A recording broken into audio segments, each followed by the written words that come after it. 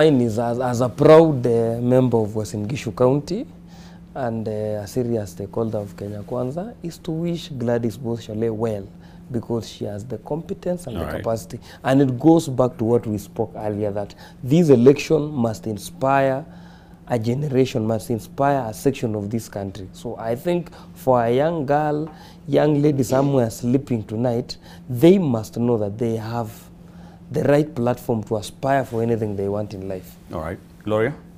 I'm very happy. I'm so happy. I think today is like one of the best days in this quarter of the year. And you know, as a Kenya Kwanza, we had a women's charter. And in that charter, we really endeavored and said that we need to, you know, empower our women. And seeing Gladys Boshale taking it and actually, you know, taking oath to be the Deputy Speaker, for me, it is so inspiring. And I want to say that this is the real gender issue. It is not about one person. It is not about one particular. It is about ensuring that in all spaces that we have proper representation for the women and that we actually not just focus on one individual, but we try as much as possible. If it's a cabinet, if it's in the National Assembly, which we are seeing now, if it is in the Senate, I am actually feeling very, very inspired. And I think that it's a new dawn. It's a new dawn. This 5 years is going to be a different kind of politics, not the one that we are kind of used to. All right. Yeah. Martin? No, I think I'm personally happy for Gladys Boshale. She deserves it. She's been around public life for a while. She's a hard worker. She's fairly smart and a reform-minded person. I mean, right from her days in the Kenya law reporting, the judiciary, and so on, you can track her for some things that she's able to do.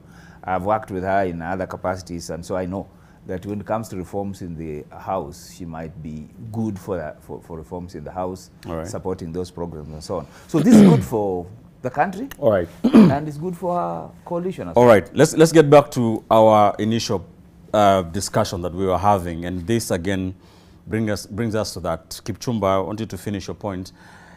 So Kenya Kwanza have both the Speaker and the Deputy Speaker in both houses. This kind of buttresses Wakili's point here that, one, the government is pushing, the executive is pushing to also control the legislature. I will not like to look at it from a pessimistic point of view. I would like to look at it from the opportunities that are now presented to Kenya Kwanza in terms of implementing the plan, in terms of making sure that the bottom-up economic model can now be run through both Parliament and the National Assembly, both the Senate and the National Assembly, sorry. So that is how we need to look at it. The other thing, William Ruto has been categorical, the president-elect. He has said we want to amend the standing orders so that cabinet secretaries are responsible, are held responsible by members of parliament. So I think the issue of saying they will be conjoined cannot happen, because if they go to parliament and our parliament is live, so members of the public can follow and know if parliament is doing its role or not. And then the other thing is, we must at times appreciate progress.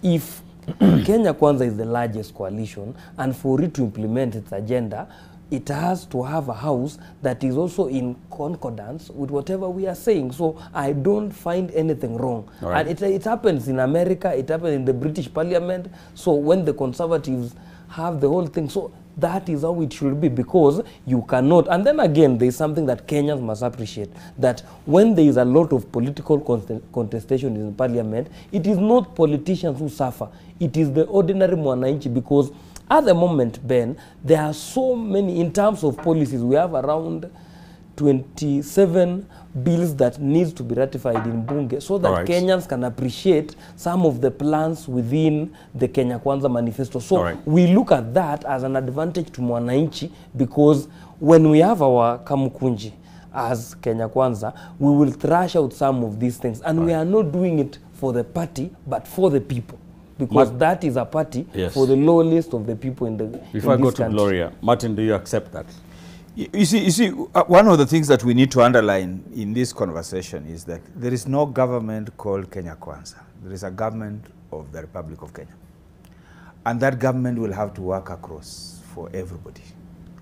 That said, of course, there is a manifesto, there's an agenda that this government wants to implement. So it requires the support of Kenyans to implement that agenda. So it therefore requires a parliament that understands what that agenda is. It's even the better when it controls the majority in parliament, because then it can convince the majority to convince the others to bring the others along with them. No problem about it. What is critical for me is also in terms of where we are going to in the future.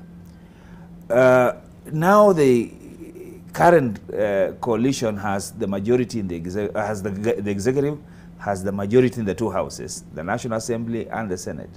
So the next conversation we want to be having here, Ben, over the next 12 months is what in Kiswahili we call uwajibikaji, accountability. Because then at the end of it all, either the majority goes to sleep and the minority gives them the wake-up call, or they'll actually use that the majority to serve the Kenyans in such a way that Kenyans will have no reason to raise issues. So I have no problem whether they're in control. In fact, in some of the best cases, and you can look at even the US and so on, bipartisanship tends to bring out the best among people and among governments than majoritarianism, because majoritarianism sometimes actually lords it on others and sometimes loses the richness or the wealth of the minority in terms of programs that are all inclusive.